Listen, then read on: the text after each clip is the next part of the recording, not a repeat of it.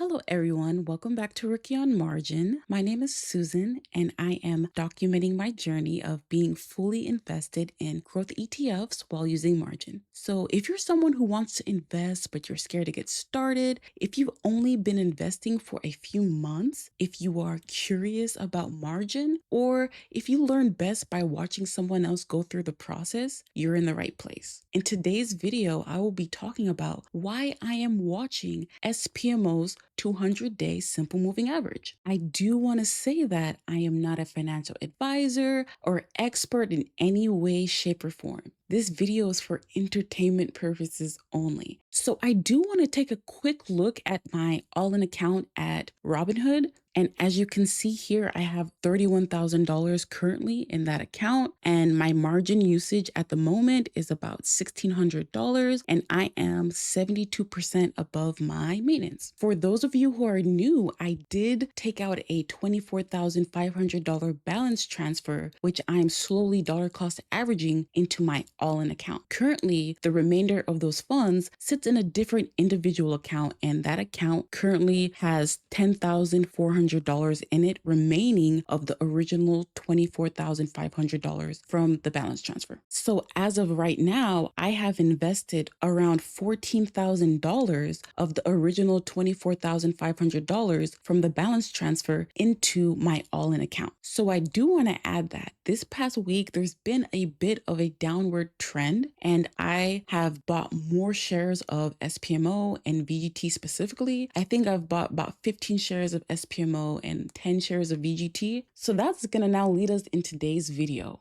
Why am I watching SPMO's 200-day simple moving average? So for context, I am a beginner investor. I am new to the investing world, and there's so many different terms, so many different strategies, and it's kind of hard to filter everything out and kind of focus on what can be applied to me. So the very first time that I saw the SMA was on Mike's Discord. So please check out Mike from Recycle Your Money's channel. Please check out his Discord. A lot of valuable information there. And he's also the blueprint to which my investing strategy is based upon. So I will leave a link in the description for you guys to check out his channel. So when I was in Mike's Discord, I ended up seeing something called SMA. Fast forward a little bit later, I ended up making a Snowball Analytics account to track my Robinhood investments. And I was just kind of clicking through there, trying to figure out the different tools and graphs and things. And I ended up stumbling on a tool called Find the Dip. This section displayed different moving averages for the ETFs in my portfolio. I saw the 10-day SMA, 50-day SMA, 100-day SMA, and 200-day SMA. And I had heard people use the phrase moving average before, but I did not actually understand what it meant or how it could apply to what I was doing. So for some reason that day, the number that immediately caught my attention was the 200-day SMA for SPMO. And at that time, Snowball Analytics showed that the SPMO was approximately 27% above its 200-day simple moving average. I remember looking at that number and wondering, why is SPMO so much farther above its 200-day average than everything else that I own? Does that mean it's too expensive, or does it simply mean that it's been performing really well? Should I continue investing the same amount? Should I invest less? I honestly did not know. But seeing that difference really sparked my curiosity and made me want to understand what the number was actually telling me. I had so many questions, like what exactly is an SMA? At that time, I didn't know it stood for simple moving average, but I was wondering, what does SMA stand for? And what is the difference between the 10-day, 50-day, 100-day, and 200-day SMA? Another question I had was, why would someone pay attention to one instead of the other? So what a simple moving average does is that it takes an investment's closing prices over a selected number of trading days, adds those prices together, and then divides the total by the number of days. So for a simple 5-day example, I want you guys to imagine an ETF closed at $98 on the first day, $100 on the second day, $102 on the third day, $101 $101 on the fourth day and $104 on the fifth day. So you would add those 5 closing prices together and divide the total by 5. That would give you a 5-day simple moving average of $101. The 200-day simple moving average works the same way, except it uses the previous 200 daily closing prices. I do also want to add that it is called a moving average because the calculation updates as the time moves forward. So let's say for every new trading day, the newest closing price is added, but at the same time, the oldest closing price in that period drops out. So the average is calculated again and again each day. The main difference between the 10-day, 50-day, 100-day, and 200-day simple moving average is how much price history each one includes. The 10-day simple moving average uses the most recent 10 trading days, which is approximately 2 trading weeks. And because it only includes 10 closing prices, it responds very quickly when the current price moves. So it basically gives a much shorter term view of what the investment has been doing recently. The 50-day simple moving average uses approximately 10 trading weeks of closing prices, which is a little over 2 months of market activity. It is smoother than the 10-day simple moving average, but it still reacts relatively quickly to changes in the current price. So it is commonly used to look at an investment's intermediate term trend. The 100-day simple moving average uses approximately 20 trading weeks of closing prices, which is around 4 to 5 months of market activity. Because it includes more price history, it moves more slowly than the 10-day and 50-day averages. Now, the 200-day simple moving average uses approximately 40 weeks of closing prices, which is roughly 9 to 10 months of market activity. Because it includes so much more price history, it moves more gradually and gives a wider view of the investment's long-term price trend. So the shorter moving averages are not quote unquote wrong, and the 200-day average is not really automatically better. They're just simply showing like different views of the same investment over different periods of time. So after learning the difference, I felt that the 200-day simple moving average related most closely to what I'm doing. And that's because I'm not really trying to trade based on every daily price movement. I want to invest consistently, and my plan is to hold these ETFs for many years. So the way I think about the 200-day simple moving average is that it gives me a bigger and calmer picture of where an investment's price has been over approximately the last 10 months. So any sudden news or excitement and panic are still included in the market price, but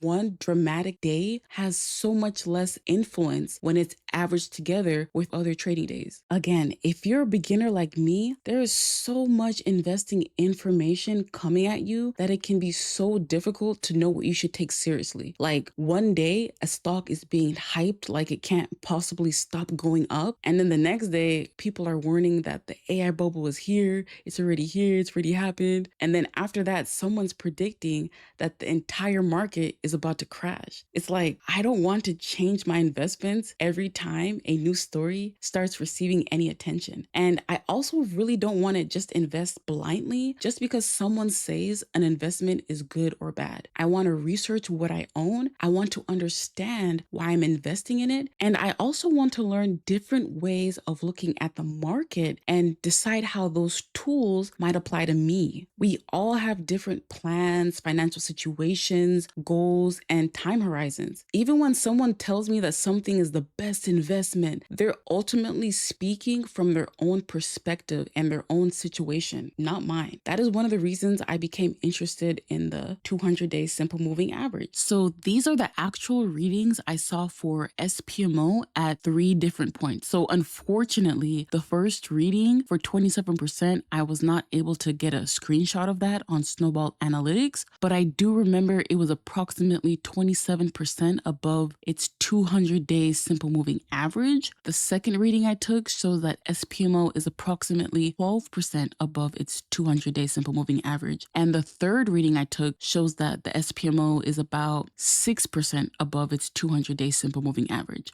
So the current price responds immediately to what is happening in the market, but the 200-day simple moving average responds much more gradually. Now, imagine that the current price falls below the 200-day simple moving average. That would mean that the current market price is below the average closing price represented by the previous 200 trading days. In simple terms, I would be buying at a price below that longer-term average. So to make this just a bit more easier to visualize, I've included a very simplified illustration of what I'm talking about. As you can see, there's markings that correspond with the percentages from Snowball Analytics regarding SPMO. So we see a 6% point above the simple moving average, a 12% point above the simple moving average, and a 20% point above the simple moving average. So the simple moving average is that pink line. And as you can see, as a percentage increases above the simple moving average, the gap also increases between that point and the simple moving average line. That kind of shows how far above the current price is when compared to the 200-day simple moving average. The same can be said if there's a negative percentage below the 200-day simple moving average. So if that happens, that means that the current price of that ETF or investment is 7% below its 200-day simple moving average.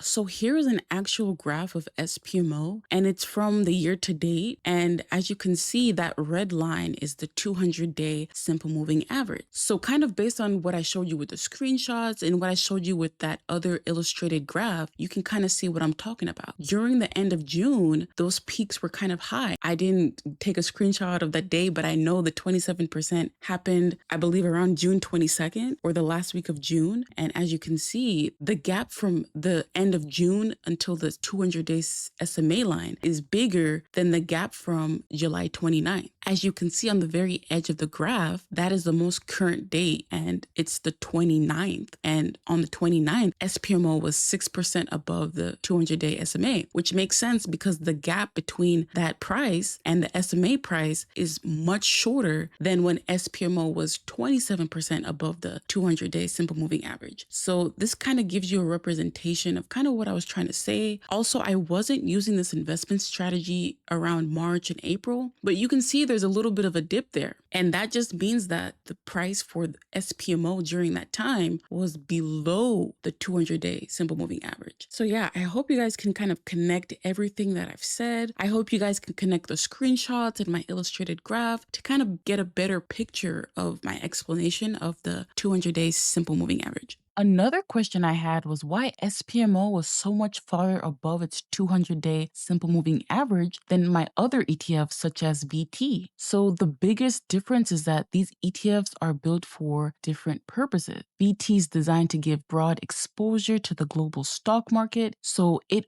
owns thousands of companies across many countries and sectors. So no single group of stocks has a huge influence on the fund. But SPMO is very, very different. Instead of trying to represent the entire market, it focuses on approximately 100 companies in the S&P 500 that have demonstrated strong recent momentum. So basically, in other words, SPMO intentionally leans towards stocks that have been outperforming recently. Because of that, when these momentum stocks are doing especially well, SPMO's price can move away from its longer-term average more quickly than a broadly diversified ETF like VT. And that may kind of help explain why SPMO was much farther above its 200-day simple moving average during this particular period. Also, that doesn't necessarily mean SPMO will always be farther above its 200-day simple moving average than VT. It just simply explains one possible reason why I observed such a large difference between the two during this specific point in time. So yeah, with this newfound knowledge, I wanted to kind of test out different ways to invest. So I ended up investing a lot in SPMO, again, about 15 shares this past week. But again, I'm just trying to kind of figure out my own way of investing, what works for me and my future plans and my future goals. And I'm learning as I go through this process. And who knows, it's focused focusing on this thing the right thing to do? Is it the wrong thing to do? Will this make a difference buying SPMO at 20% above its 200-day simple moving average versus buying it at 6% matter 10 to 20 years from now? Maybe, maybe not. I honestly don't know. But what I do know is that learning about this gives me more information to consider when I make future investment decisions. Again, I do not want to blindly follow what someone else says. I want to put in the work to understand these concepts for myself. And trust me, I definitely believe it would be easier to simply follow along without asking questions. I mean, ignorance is bliss. I honestly believe that. It would be so much easier for me to hear someone say, buy this ETF every week, and for me to never question it. But deep down, honestly, I know I will feel more comfortable and more in control when I understand the actions and steps I take in my own investing strategy. That does not mean I will always make the right decision. It just means at least I understand why I made that decision. There's so many investment topics, so many investment terminologies. This 200-day SMA is just a drop in the ocean. And there's so many different ways you can use this to target your own personal investing strategy. But this is the way that I'm sort of leaning on how I can use it right now in my investing strategy. Who knows? Maybe I'll change in the future. But for right now, this is where I'm at. And I just wanted to share with you guys.